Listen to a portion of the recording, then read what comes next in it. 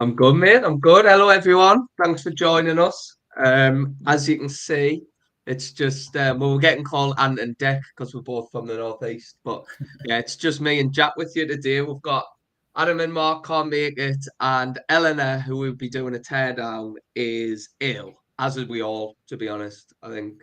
Well, I'm just looking out the window here, and it is absolutely tanking down with snow. So, what's it like where you are? Oh, I know you're only 20 minutes from me, but I imagine it's a lot different.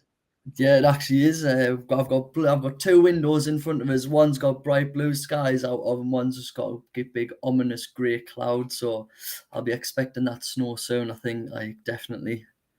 Honestly, it's getting really bad. It's getting to that time of year, isn't it? Like, I'm a summer man, mate. I just love being on the beach with a pint of beer. I'm not into this kind of Yeah, I'm not. cold. I'm not one for the snow. Like especially having to dig your car out, and that's not for me. It's not good, is it? No, Are you set for Christmas? Are you pretty much sorted? no. I wish. That's what I'll be doing. Over the weekend, I think getting myself in order, getting Christmas presents ordered and things like that. Because I haven't even thought about it, to be honest. What about you? How are you looking? No, I'm not too bad. I'm not too bad. I think I'm pretty much there in terms of Christmas shopping and stuff like that. Um, but I yeah, haven't even started, mate. I haven't even started. Luke's just put in the Mackems in full force. I'm pleased you refer to us as Mackems because everyone just calls us Geordies and we're not. We're Nah, totally different to them, Luke. We're totally different. But no, yeah, I mean, it's we'll be working over Christmas anyway. I mean, it's a busy time for us and our team, isn't it? So, yeah, you know, a lot of journalists love here. I think because it's quiet as well, because it's quiet at Christmas, and all the other agencies and everyone kind of shoots up. It's quite a good opportunity to build some links and get some coverage. yeah, definitely. Especially because we'll be the first ones there. Like when you're looking at journal requests and reactive things, like we should be the ones who are hitting the nail like every single time, really, because we'll be there between Christmas and New Year. Yeah, I mean, we might be hungover during Christmas and New Year, but we'll still be there, and I think that's the important thing, isn't it? Just about to say every story will just be how can you cope with a hangover? Well, actually, that is a good one because we've got some kind of, you know, what's it called? Like drinks health kind of clients, right? And go, different vitamins and stuff like that that you can get into here and all that type of thing. Yeah. So it's probably a good idea that I'm going to write that one down. Yeah. So what have you been doing? I feel like I haven't, even though I'm like I work with you every single day, it is very much work focused. So have you got Yeah. any crack? Just in general. Well, obviously, my band Jopsy, shameless plug there. Like, go everyone go and listen to my band. But just been working on stuff for them. We've got a gig down in Bristol towards the end of the year, so it's getting quite good. Quite a lot of pickup, really, just here and there. But yeah, how what have you been doing? Busy with the baby, I assume. Yeah, well, in the background, that isn't my baby. I've just nicked. No, that's my nephew. But in the background, it looks a bit of a tip because we're building a crib and all this stuff, and obviously it goes on my head. But we paid like £100 for one of them 4D baby scans last night. So we went to the depths of the northeast for this scan, and anyway, the little boy was just there covering his eyes, so we couldn't see him. So we had to go about walking for like 45 minutes to get the bed moving. The missus was doing star jumps, all that kind of thing. We get back and he just turned around and faced the opposite way. So it was £100 totally wasted. But at What least a we got to waste. see his back, if that's any use. Hey, Right. What you been doing work wise then? Because I just only been know probably 10% of it. I don't know what you do for the rest of the day. just been doing loads of data sets this week, to be honest. So it's quite fitting, like two Christmas orientated ones as well, looking at like consumer spending and attitudes and things. But yeah, been very busy. What have you been up to? It's been a good week on the kind of work front. Like I mean, we've got a few new clients, but more just on board and all the new ones, which has been great Yeah, getting to meet different people, having calls with some of our Aussie clients, people in Malaysia. Yeah, it's been pretty good. But I mean, we've had some good coverage as well. I've just like refreshing the page to see new links go live, which is awesome. So yeah, it's been good. Actually, Carrie's just put in there. Let us see this one. Another shameless plug, but put the link for Jack's band YouTube in this chat. So not only should you subscribe to Niche Website Builders YouTube channel, you should subscribe to Jack's as well. Yeah. There's two shameless plugs. I love it. We'll just turn one of the live streams into just a full-on gig. Might as well. Well, now me and you's got free reign. We might as well, might we? Um, yeah, I mean, have you been watching the World Cup as well? Oh, yeah. Well, at the beginning, I was saying to myself, I'm not going to watch it. I'm not bothered at all. It's a Christmas. I'm never going to be out. I've been out every single game for the World Cup, and I'm just like, I can't help myself, especially when England are playing on a weekend. Like, I'll be out this weekend, like We need 100%. to be careful here because we've probably got USA people from America listening in, so apologies in advance. And I know for sure we've got Wales people here, which no hard feelings, guys. I'm not going to rub it in too much because yeah, all the niche website builders, well, predominantly are based in down in Wales. So yeah, I'm not going to rub it in, but yeah, I mean we did beat you 3-0 and you did go out. Right, anyway, on to the main event. So Mick's just put in actually well timed. Hi Mick. So on the agenda, we are going to run through a little PowerPoint on how we can launch a seasonal kind of campaign, link building, digital PR campaign. Because it does work a little bit differently. And I know obviously all you guys have kind of niche sites, brands where there is seasonality, and I think it's really important to make sure that you're launching it because it doesn't traditionally work in the same way as just launching a campaign about a topic. So yeah, we're going to run through that with you now. So yeah, how to launch a successful seasonal digital PR campaign. We thought this was a good time to do it. Obviously in the run up to Christmas, but New Year's a big one. Then you've got Valentine's Day, you've got Easter, and yeah, it was probably just the right time to do it. So yeah, I'll run through a few slides and then Jack will take the last part. So first things first, when you are, the seasonality around your business, your website, your brand, you need to determine kind of how you're going to create an idea. If you're not a creative person, it can be quite tough to just come up with an idea on the spot and that type of thing. So there's three kind of ways you can do this. And honestly, we use it this way. This is, very much how we work. It's not like I'm just pulling the wool over everyone's eyes. This works. And with it snowing outside today, this would be a prime example where, in one of those kind of bubbles there, I put historic campaigns. I don't know about you guys, but every single, early December, every country in the world is set to have the worst winter on record, according to our press. They're posted every year without fail. Even if it was 30 degrees outside, they'd be telling us we're set for a white Christmas. So have a look at historic campaigns, open up Google News, use the Google search operators, which is kind of, whatever you want to cover. So say travel in speech marks and Christmas in speech marks. And it'll pull up a list of campaigns if you go back to last year about, what you should do to stay safe when traveling during the Christmas, weather, all that type of thing. But you can do it for every niche, every kind of industry. There's always Christmas angles, there's always seasonal angles.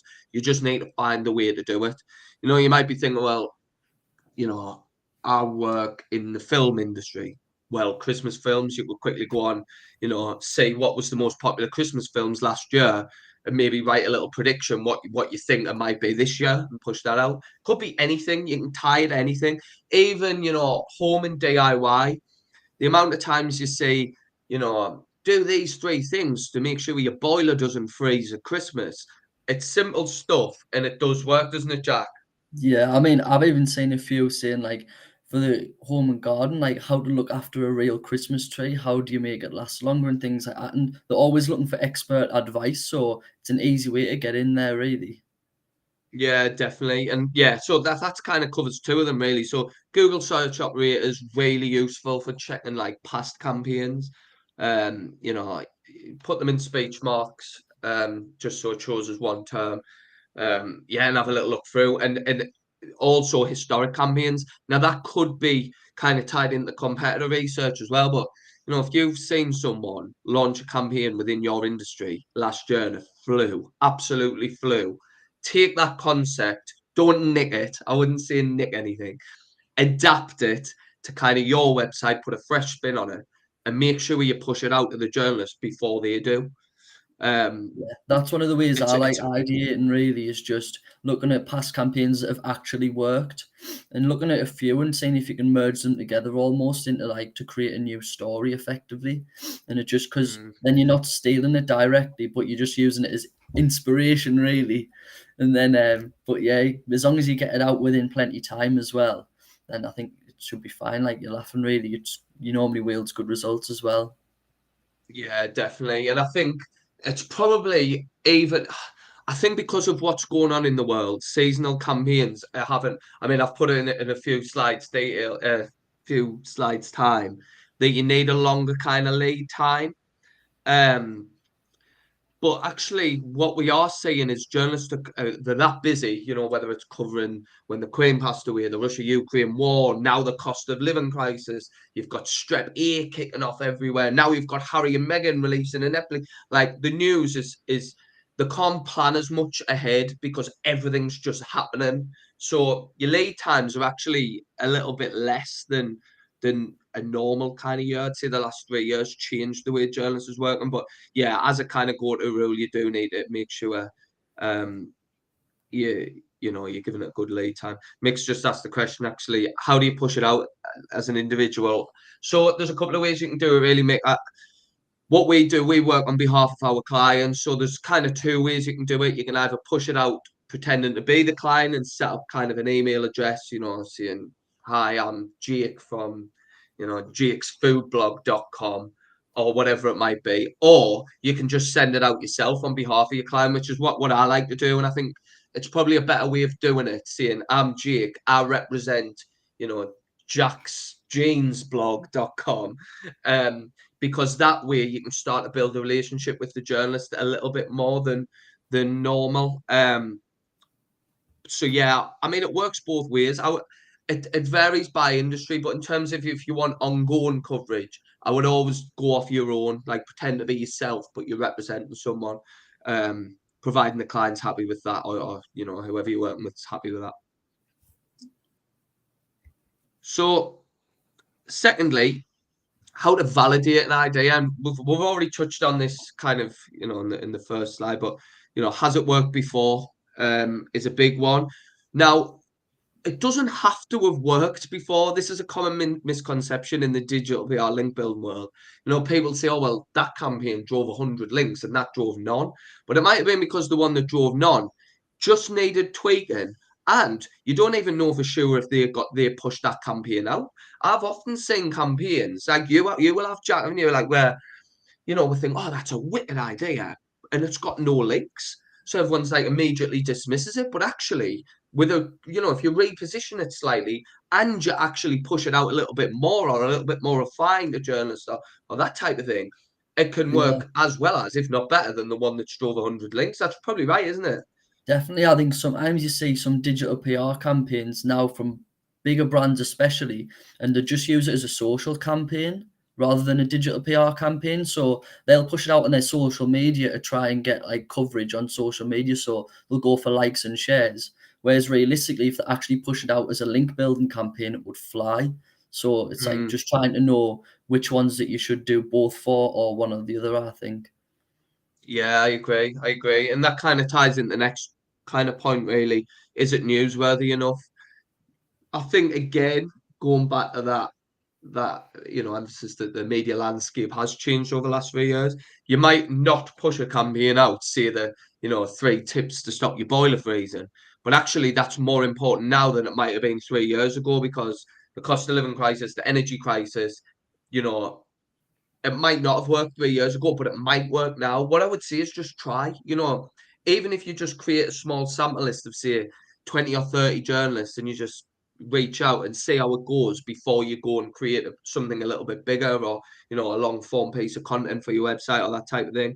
But yeah, I mean, you know, I always talk about whether it's newsworthy. I mean, we are effectively making the news to get backlinks. That's the easiest way Yeah, of seeing it. And you know, if you're creating a campaign on the best Christmas markets or the best places to go Christmas in New York's top, it's not really going to be that newsworthy because everyone knows, New York's classic Christmas time.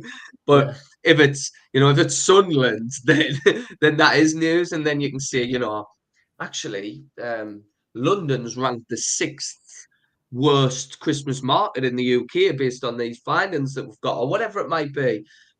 So that's news, yeah. I not. always think the thing I always go off is just like, would I want to read it? Do I find it interesting enough?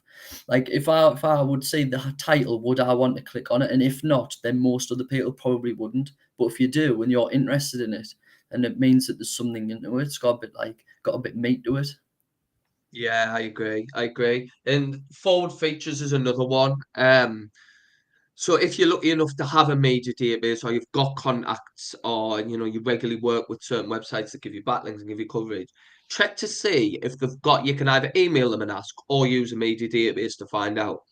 Often websites will give you the content calendar for the year so that like, I don't know, home living, etc., for example, which is kind of a big home website, home and living. They might be telling us what they're writing about in the month of December, in the month of January. So you've already kind of got your foot in the door. And the chances are, if they're talking about a topic, 6 months down the line, a lot of other places will be as well. So you can just, I mean, a lot of places put them on the website now, Jack, don't they? Like, major Yeah, databases are quite expensive and but you can get them yourself. And I think journalists also, if you reached out to them and say like, oh hi, like I represent a home lifestyle kind of decoration website, um and just to make sure that we're pitching you the right thing, can you let us know if you've got a content calendar that we can make sure we send the right stuff at the right times.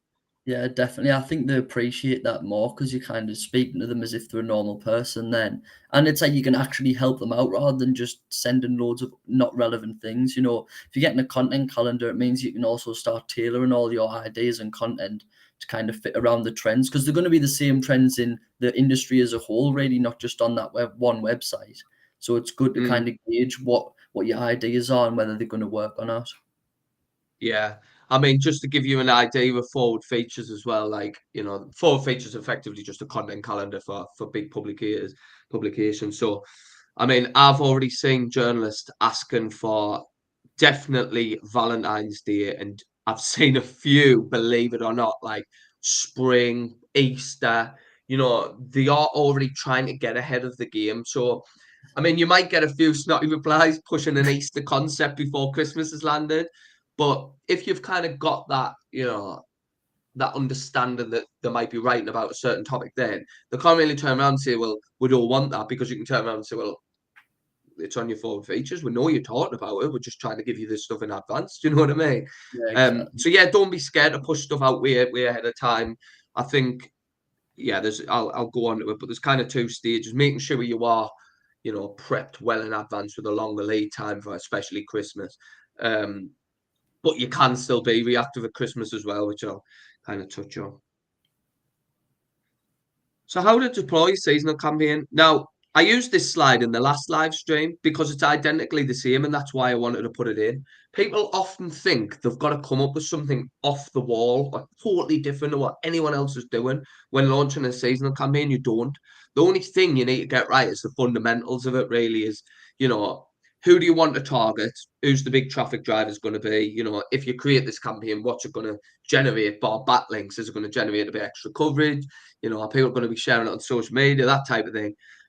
Major lists still super crucial. One thing I would say about major lists with seasonal campaigns, they tend to be a little bit bigger. You can build a bigger list because Business Insider 9 months of the year will cover business, finance, tech.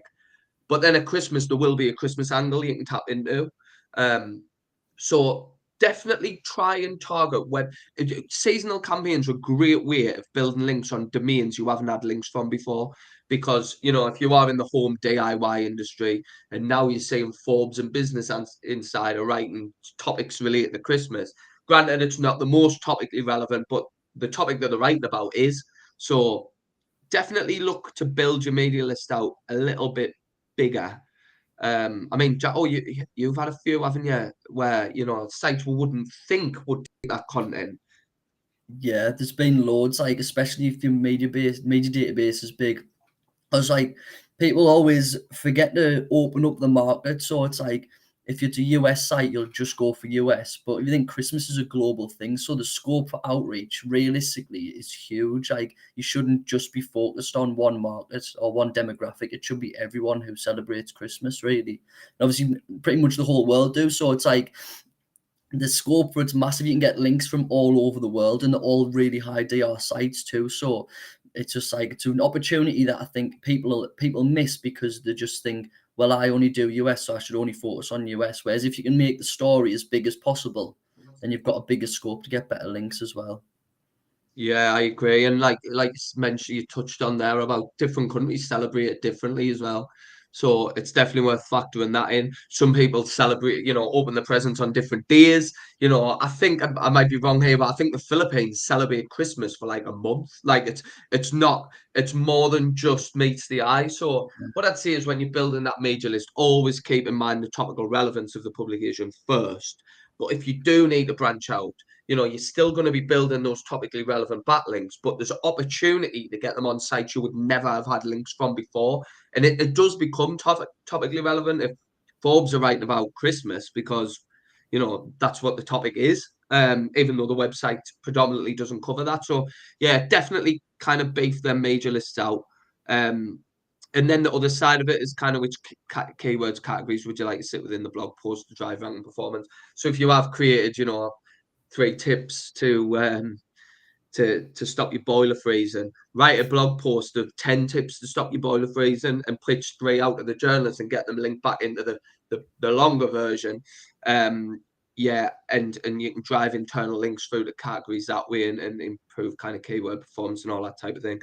I think it depends what you want to achieve as well, because obviously there'll be a lot of brands and that type of thing that actually sell products around Christmas. We had a big ethical trade client in Majak, and every year they would launch kind of vegan Easter eggs and vegan advent calendars and that type of thing. They're great ways of building links. You'll see around Black Friday where a lot of journalists will just post, 28 things to get for your missus at Christmas and all that type of thing. All you need to do there is if you are pitching a kind of interesting product that could tap into that market, I guess, or that website, is just include the image of the product, the RRP, how much it costs, a little bit of product information, and the URL. And if you're in a position where you can send the products out to journalists as well, offer them that in the pitch. A £3 Easter egg to get on Independent is probably worth doing. So yeah, that's a good way. The only thing I probably would say about product listings around seasonal campaigns and product roundups is they will tend to no follow the links. So you're probably not going to get any SEO benefit from it, but doesn't stop the average person clicking on the Independence article and buying 10 products for the extended family. Yeah. So Luke's asked the question. So you create an awesome piece of content, news article first, then pitch to your mail list of journalists. What's the response rate like typically for these campaigns? So yeah, it does work a little bit like that. We wouldn't just create a piece of content, Luke. I think it's always got to have data in it. You'll have heard me waffling on the last live stream, or it's got to have something informational. You couldn't just write a blog. Those 3 tips about boiler freezing, that's coming from an expert. So you can almost use them as expert comments and pitch them out to journalists and say, actually, here's a comment about stopping your boiler from freezing. But I've actually wrote a full blog post on it as well. But yeah, I mean, usually you'd want a pack full of data. So like, Jacko, I don't know if you want to talk through the big Christmas market campaign because that'll probably tie into this. Yeah, so the one that we did like a few years ago now, so through lockdown and like COVID and things, when all the Christmas markets started getting cancelled, we decided to look at how much each region would lose because they cancelled the Christmas market. So we looked at the footfall, so how many visitors they had in the previous year, the average price of a pint, the average price of food, and I think it was I go and ice skating as well was the other one we included. And basically what we did was just added that up and times it by the visitor numbers. came with a got a massive number. It ended up being like the UK settler was over £1 billion or something. Went national, like BBC took it, Sky News took it, iNews, like all the big national newspapers took it because it was real news. But like just to link that into the pitching and things, when you've got a news story that is shocking and is actual news, you'll find that the open rates and response rates are like really high. Like I think the open rate on that, sending it to like 800 journalists, was about an 80%, which is like unheard Yeah. of. I think normally for a normal campaign, you're looking at 35 to 40% open rate and then even less reply rate. But basically, it's just like you need to make sure that what you're outreaching is newsworthy, basically, and the data is good. And then you're going to be getting them higher open rates and response rates. Yeah, and it's probably worth mentioning as well, Luke, that one thing we've found a lot, I mean, we're in a good position because we've got a kind of really good database tool, like an emailing tool, which we can ping stuff out from and it automatically follows up if the journalist doesn't reply within 3 or 4 days. But if you are doing it manually, you get a much better response rate on follow-up emails than you do the initial email. But no one's ever kind of got the bottom of why. But I mean, I always send out the initial pitch and then give them 2 or 3 days, and then you'll go back to them and say, like, hi Jack, just wondering if you're seeing the below. We can tweak the data or offer a different comment if you think it would work for a different article that you're writing or something like that. But secondary emails definitely do better than the first. Now, another thing on that I will say is don't over follow up emails. We've Yeah. seen some horror stories in the past where some of the team and but another place where we worked, would send kind of four follow up emails and that type of thing on top of the first one. It'd be like blocked, never contact me again, that type of thing. But I mean, as a kind of go to what's the response rate like? It's a how long's a piece of string question. All I would say is make sure your media list is as big as possible, as targeted as possible still. Because even, we don't work off if you send 800 emails, you have to build X amount of links. Sometimes you might only send 50 emails and that might give you 40 links, and you might send 1,000, it might get you none. So it's all about, like Jack said, it's all about what's in the data, really. Yeah, and I definitely think as targeted as the list can be, the better, really, because if you're sending loads of relevant stuff, like it's just about things that isn't relevant to journalists, they're not gonna open it, or they'll just block your emails. So you need to try and keep them relationships good and only send relevant things to the right people, basically. Yeah, and just on your second point about response rates for link building, that just triggered another thought I had of what we used. So when I first joined my last agency, 10 years ago, we were known as kind of link building executives. And when you go to pitch out, people know what you want. They know you're after a link. So they'll either reply saying, well, I want paying for that link, or they just won't reply at all. So if you are emailing out, do not call yourself a link builder because they will try and charge you. Go with outreach executive, digital PR executive, anything like that.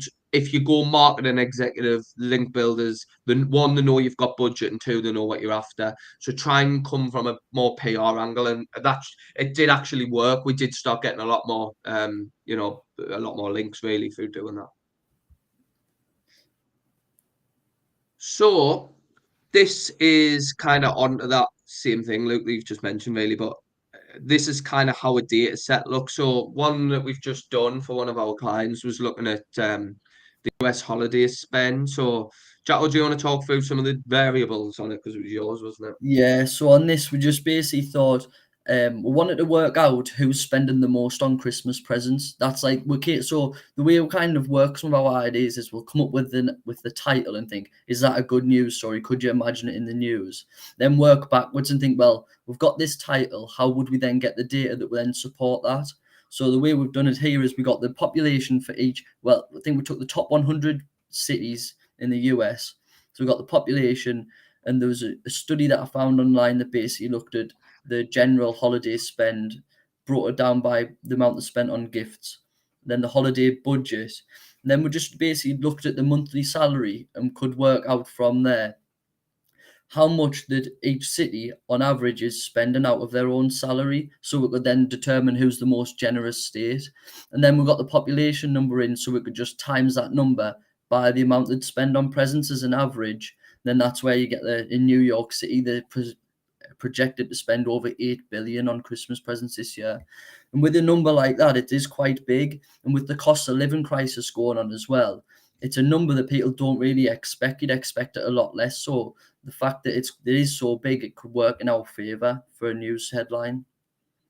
Yeah, and like Jack says about that, so it worked out that Washington would spend 22% of the disposable income on gifts, where I don't know, Ohio might only spend 18%. So it's like people are spending more out their own money to help for others.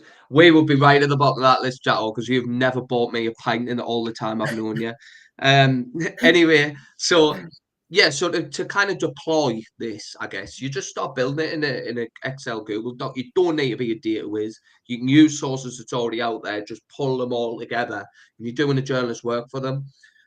One thing I would say, use reputable sources. And like you did mention before, Luke, about kind of an article or piece of content, just write a base article to summarize the data to set on your website with internal links. Now, when you do write that base article, make sure it's inclusive of all the key news hooks within the data. Obviously, you're not going to put the full lot in unless you wanted to, of course, but it doesn't have to be. You could just write an article on the most generous states in US, include the top 10, the bottom 10, who's set to spend the most, who's set to spend the least, or whatever it might be. But yeah, I mean, I've put at the bottom there about giving yourself a much longer lead time. But I mean, pulling a data set like this, Jack, will talk about a day, do you think? Yeah, about a day. Yeah, so it's quite a lot of work, but it's you definitely reap the rewards through doing this rather than just pitching out an article with no real news story. Because it's not fake news either. A lot of people talk about PR being fake news and that type of thing. We've used reputable sources, the top news sources, Statistas, YouGov's, US Census Bureau, all that type of thing, Glassdoor, wherever it might be. So it's genuine information. We've just pulled it all together to see something. So yeah, definitely data-led approach in pretty much everything you do, but you can apply it to seasonal campaigns as this one shows. Yeah. So yeah, pitch and seasonal campaign tips. There's just a few I've got here. One, getting in early. Ideally work the 3 months ahead, but you don't necessarily need to pitch it 3 months ahead. I think just make sure, like in New Year, we'll be planning for Valentine's Day, and that's only 6 weeks. So one thing I would say is if you are pitching, there's kind of two sweet spots to seasonal campaigns. One is getting in early, and one's right at the end. I think if you're pitching 3 months in advance, great. But if you're following up and doing other stuff in the week building up, when they've ran out of the content calendar, they need something else because someone's let them down, that's a good time to get in. So that's the second point, like being reactive when the event's happening.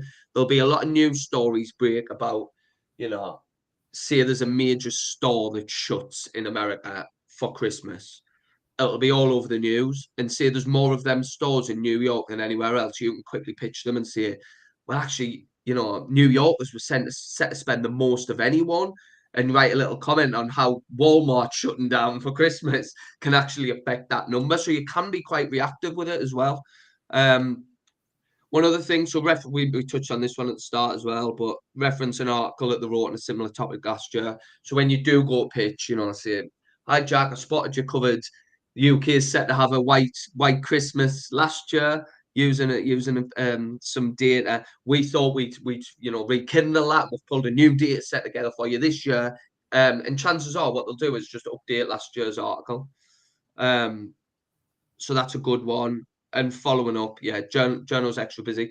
On average, journalists only open something between 10 and 20% of the emails they get, and they get something like 1,500 a day. So, if your headline isn't shocking, like New York set to spend 8 billion at Christmas this year, younger, can't I'll lose a just say chance, one really. thing to note as well when you're outreaching and things. Sometimes you might not get a reply at all from a journalist, but they might use your information. So just keeping an eye out for coverage all the time, really, because sometimes they're that busy that they might not even reply to you or say that they're going to use it, but they will. So it's just to keep an eye out on Google, and probably Ahrefs are the best places to keep an eye out, aren't they? Yeah, I mean, sometimes even searching your own campaign on Twitter can be quite useful. You know, if you put like New York 9 billion or whatever the exact terms are, some publications won't show up in Google News and it won't, they might not have linked, so they wouldn't show up in the ahrefs, but they will have tweeted their article. So that's another good way of kind of finding coverage. But Mick's just popped in there saying, sounds like you have to act and write quick. I think, you know, if it's a seasonal campaign, you can give yourself time in advance where you don't need to rush things. Um, all I would say is make sure you're pitching at the right time. So really, then it doesn't work any different than any other campaign. Easter's coming up in April or whenever it is. When is Easter? April, isn't it? Yeah, well, yeah. Yeah. It's been a long week so far. So yeah, I mean, it's coming up, so there's nothing stopping you coming up with an idea in January or February, getting it ready, so then you can push it in March ahead of Easter. So it doesn't need to be kind of reactive. But yeah, I mean, when you are doing the reactive approach of a seasonal campaign, you need to be able to look at an article and think, right, well, I've got data that I could maybe write an expert comment about that data that applies to that story, or quickly change some of the data.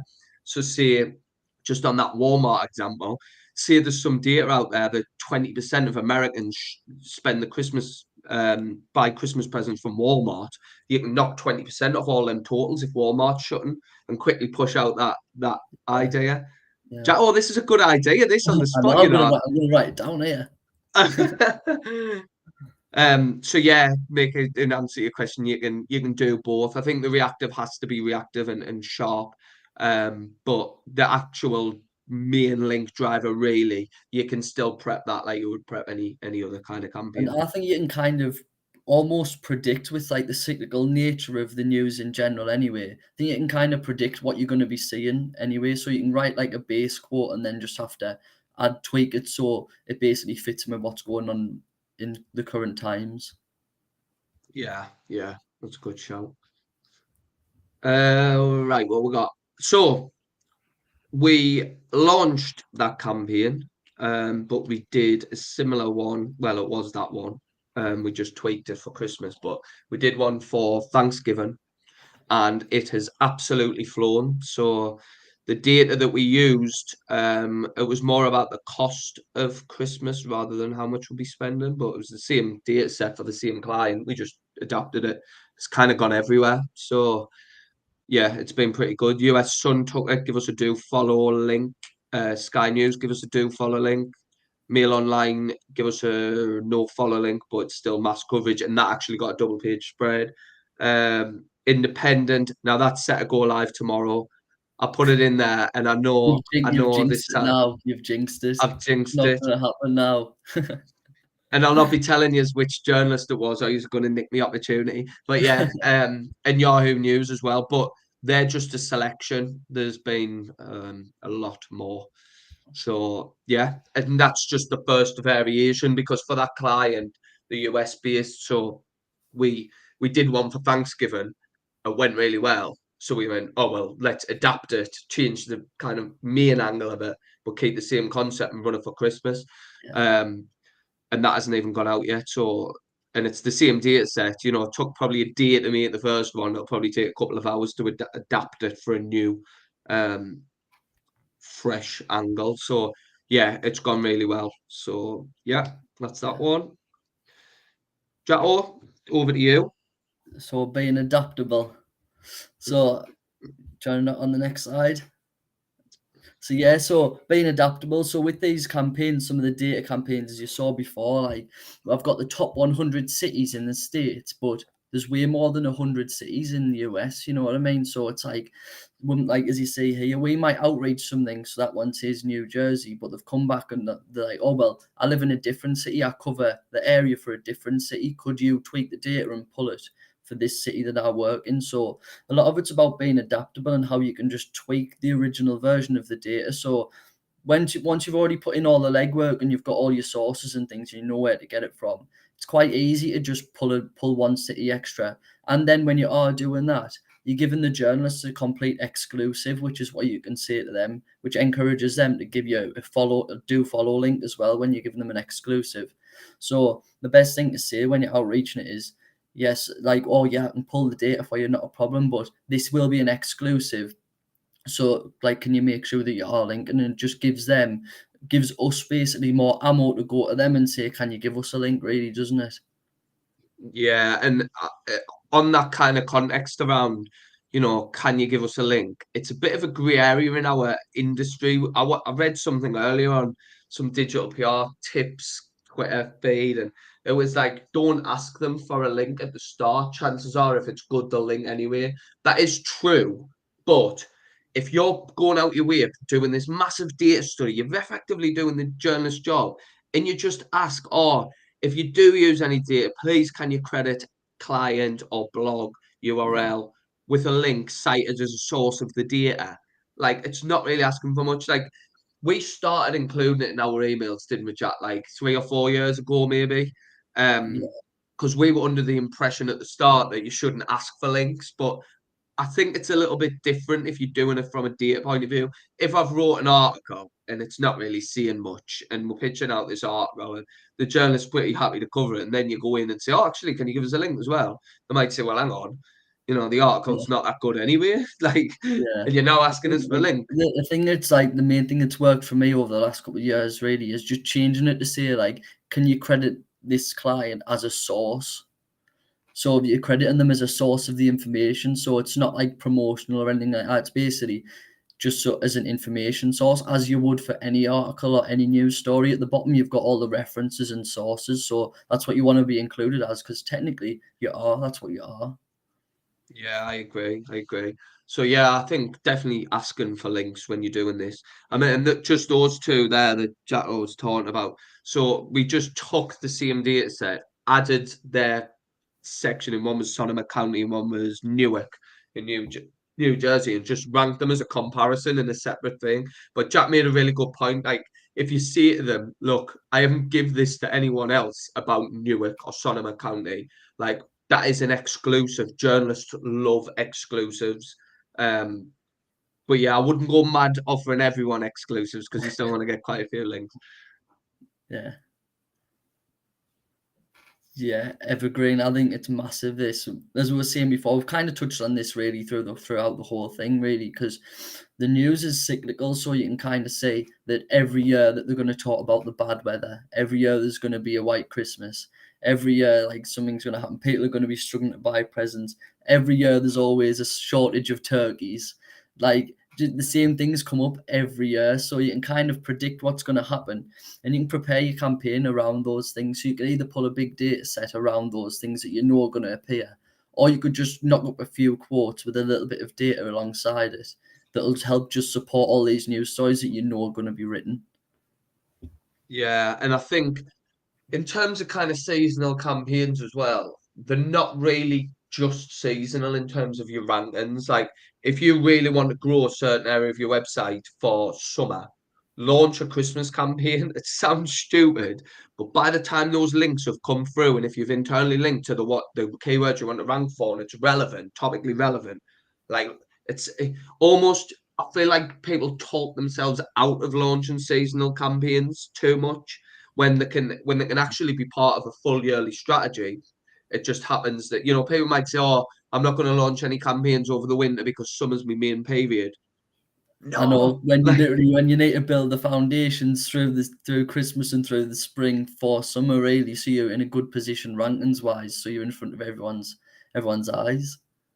yeah, and I think if it's product related stuff, I can kind of get that. You're not going to sell a vegan advent calendar in April, but in terms of building the whole DR and authority of the website, and above anything, you're building relationships with journalists. I think that's crucial, isn't it? Like, the amount of people that now come to us saying, "I want an expert." Like, I got interviewed yesterday talking about Matt Hancock out after he's stepped down as a politician in the UK. So it was like, from a PR perspective, like, what do you think his next steps might be? So I did an article. I went live yesterday in the Daily Star, and then someone else from the Daily Star emailed us today saying, "Can you do the same for Harry and Meghan?" Because they've launched the Netflix thing. But like, once you've given them something useful, they keep coming back and they keep coming back. Like, one of our clients, he might be on here actually, Tony, who runs a PT website, Choose PTs, and it's one journalist who writes for 10 publications or 12, and he's so, highly thought of. And he just keeps coming to Jack and saying, Jack, like, I love Tony's comment on Runner's World or GQ that he's done 2 articles for. Can he do one for Huel or what's Women's Health or one of the others? And it's like leveraging those contacts. So if you launch a Christmas campaign, them journalists aren't going anywhere. You can keep going back and keep going back. So it's more than just link building, I think, is what I'm trying to get at. Yeah, definitely. Especially when you can give them something useful, like some data or something that will always just come back to you as that expert. So even like if you have something on the bad weather, for example, say if every time there's going to be a storm, then they'll come back to you nearly every time. Doesn't have to just be Christmas. It can be throughout the year whenever there's bad weather. So it's like once you build that relationship, like it's just so important to actually build a relationship and just keep it up, really. Yeah, definitely. Next one. Reactive. Yeah, so being reactive, well, this is like journal requests, really, isn't it? And over Christmas, well, how many have we seen like lately? The amount of Christmas ones, it's been ridiculous. So, like, you think that the journalists make out that they've already got all these stories rewritten, like pre-written, and they don't want any extra information sending over. But then, if you go on to journal requests and Haro, you'll see that there's loads of different requests all around Christmas, and you're just thinking like, well, do you want stories or do you not? Like, do you want information or do you not? But the importance of reactive is massive, and I think it's more around Christmas and seasonality. It's all about the timings. That's the most important thing. Like, you've got to be in there first, and you've got to just make sure you're pitching in the right times and on the right day, and like pitching the right thing to the right people as well. It's just massive. Yeah, and that was one I got this morning. And I think in terms of reactive, there's off with the likes of TikTok and that now, people will post, like this one was, should you spray your Christmas tree with lemon juice? And it was because someone on TikTok had done it. But actually, when we did a bit of research, it can improve the acidity of the kind of the water that you're putting it in and all that type of thing. So it worked out that it did work well in terms of keeping the longevity of your tree and that type of thing. So that might not have come about 3 months ago because someone had posted a hack on TikTok and now a journalist wants to cover it. I've had loads recently for air fryers. And I think because Martin Lewis came out, who's kind of a big money saving expert in the UK, and says that they're a much more economical kind of item than say an oven cooked or slow cooked or whatever it might be. So everyone was just like, well, I want loads of quotes on air fryers. So I've done one on how you should air fry your Christmas turkey. I've done one on what you shouldn't put in an air fryer. Um, the financial implications of using an air fryer versus an oven, the energy differences, and all these things don't come about all the time until something happens. So yeah, definitely being reactive is a big way of launching a seasonal campaign. And it, the seasonality doesn't have to be around the key topics either. It's one thing I haven't mentioned, which is probably quite useful. There's a website called Days of the Year, and if you go on there, it'll tell you what today is. It'll be like the National Grape Day or National Hug Shall a I have a look? Friend Shall I have a Day. quick look to see what it is? Have a look, see what it is. It'll be something ridiculous. But chances are there's a day for all of your industries that you're working in. So what it do and the benefits of kind of targeting these non-major seasonal days is no one else is either. What's today's, It's Jack? National Brownie Day. There you go. So if you've got a blog on your website about the best brownie recipes, make sure you include that it's National Brownie Day when you go out with it. What else have we got? There's that one's the main one. Let's see what's next. What a day, Uh, by the way. What a day. what National Brownie Day? Oh, Christmas card day tomorrow. well, yeah, that's a good angle. National Pastry Day tomorrow. Mm. International Anti-Corruption Day. Lost and Found Day. National Llama Day. There you go. So there's a day for absolutely everything now. Um, I mean, granted, your media list might be quite small on National Llama Day, but there is a day for everything. When we talk seasonal campaigns, it doesn't have to be the obvious ones. You know, you might stand out in a journalist inbox if you're pitching National Llama Day. Yeah. and Everyone's and of talking about course, when Christmas and you're just talking about llamas, but then they're writing about pets and things and like, oh, actually, that's exactly what I need. well, it comes back to that one that I've just mentioned there about, spraying lemon juice on a thing. Like it's something that a journalist wouldn't have planned for. They wouldn't be planning for National Llama Day or an anti-corruption day or anything like that. So have a look. It's called daysoftheyear.com and it's a really good tool. And if you want it, you can look for over like 6 months and you can plot days against your industry. So really a seasonal campaign becomes a 12-month campaign because you've got Christmas, New Year, all of them, but then you've got different days throughout. Another one, not on the days of the year, but if there's any big industry events as well, that's always kind of good to tie a seasonal campaign around. Obviously, a bit more business and industry focus, but there's often massive kind of events in Dubai, and what's the environmental one, COP Cop, yeah. 26, 27, and all them.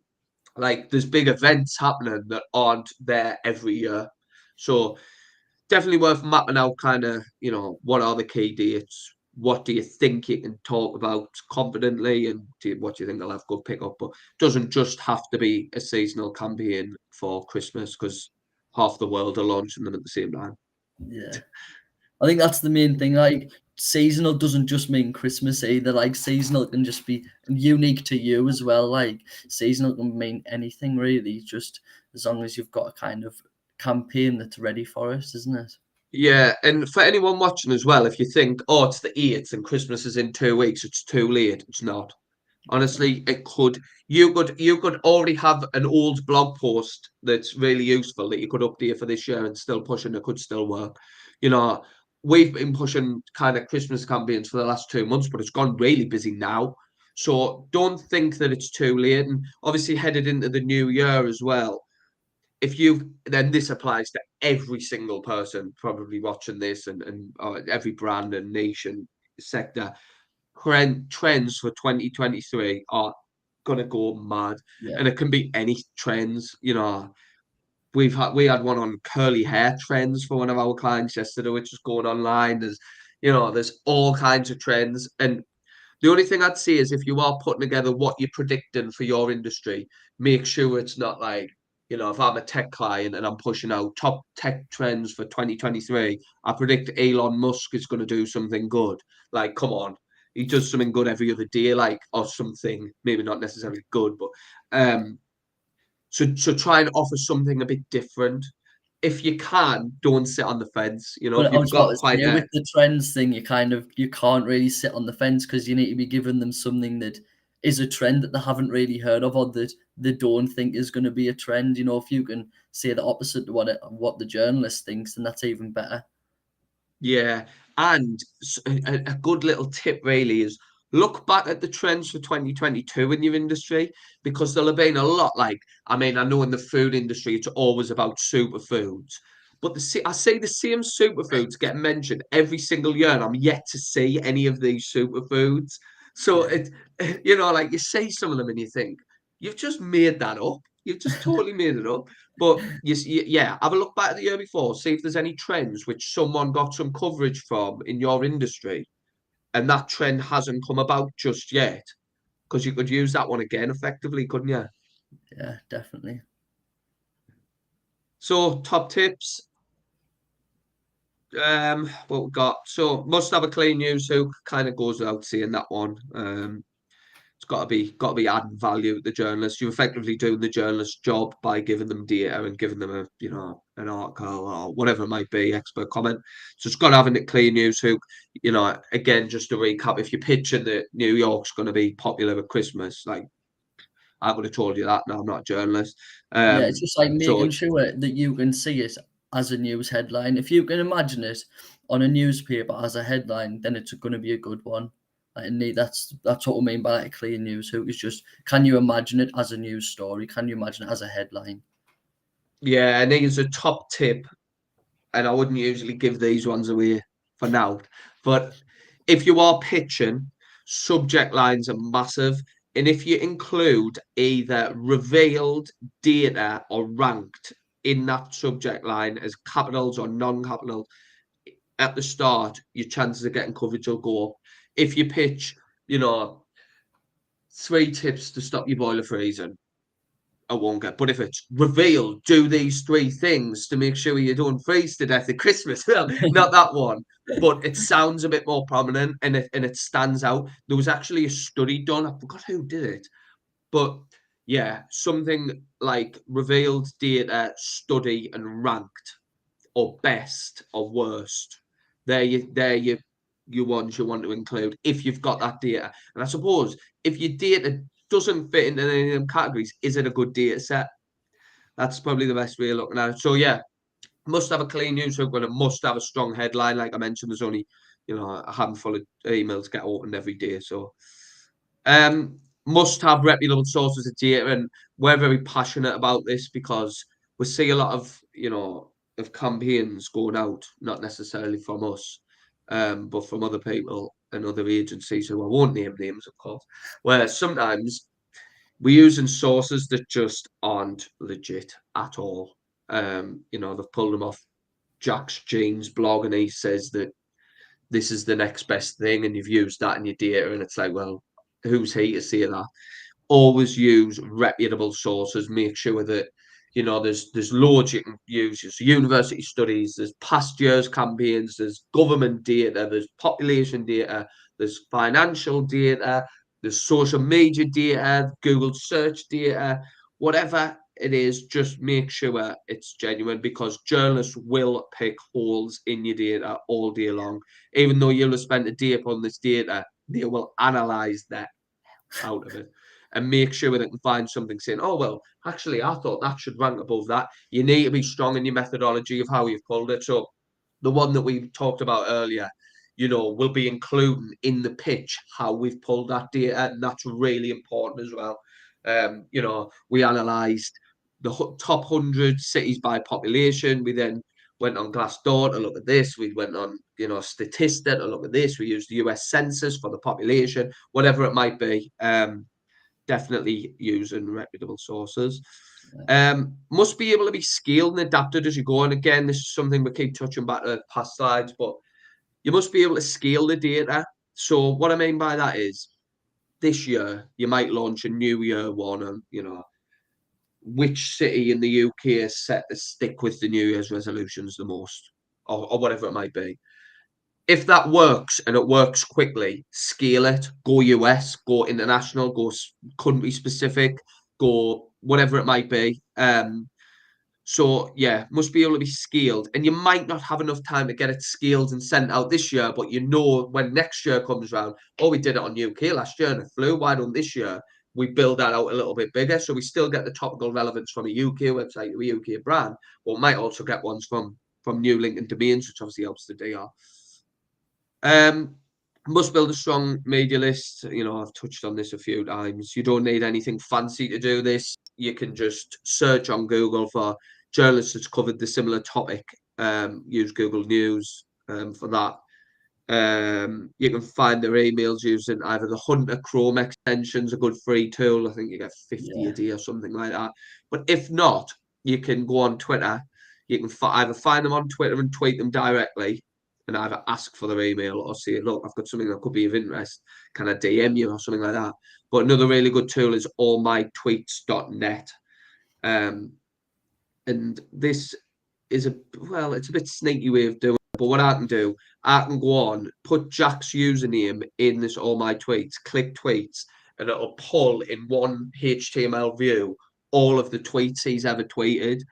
Just Control F or find and replace email on @ or email me at, and chances are the journalist might have tweeted someone. Obviously, you can only do this for public profiles anyway, for GDPR and that type of thing. But they might have tweeted someone in the past, another campaign whoever's launching the campaign says, "Oh yeah, that sounds really good." Email me at jack@nichewebsitebuilders.com. So yeah, that's a good way of building a media list. And I guess the last one, must give a longer lead time, but we have give enough guidance as to it doesn't have to be. I think in an ideal world, give a longer lead time, but don't let that stop you. The main three things that you don't want to stop you is one, that a campaign hasn't worked in the past, because really that's rubbish. It can work. Yeah. Granted, there is a lot of rubbish campaigns as well, but you can still really push a good campaign. Um, yeah. What else we got, Jack? Or But you've just got like obviously a media list, as you said there earlier. That's really Mhm. important. But for the lead time, it's like when you do, you can't predict the reactive. So you might want a long lead time for your big data campaign, just so you can get the right list and the organization behind it properly. You can do all your planning. But then when you've got your reactive, obviously you can't plan for that. So you can't have a lead time at all. And that's about jumping on it as quick as possible once you see the opportunity.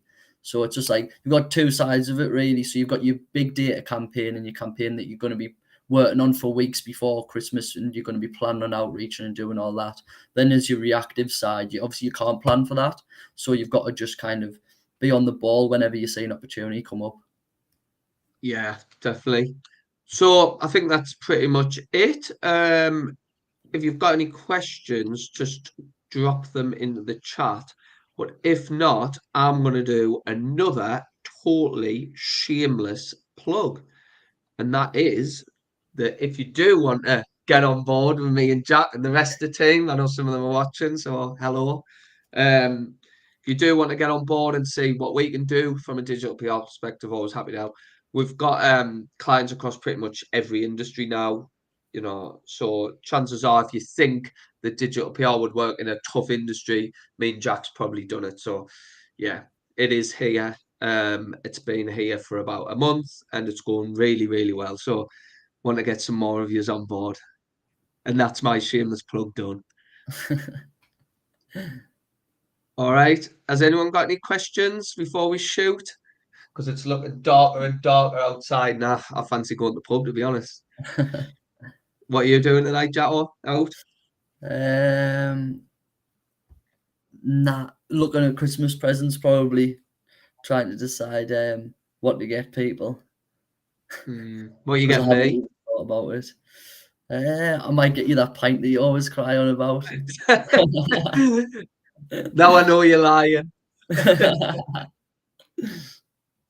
Yeah, Luke's just dropped in as well. There is a link in the description to find out more. But yeah. Cheers, Luke. Appreciate you joining me. Like I say, if anyone wants to add us on LinkedIn and just ask any questions, I'm more than happy to give you some ideas for your own campaigns as well. I just love coming up with ideas, so always happy to help. And yeah, it's been a pleasure. Catch us all later then, guys.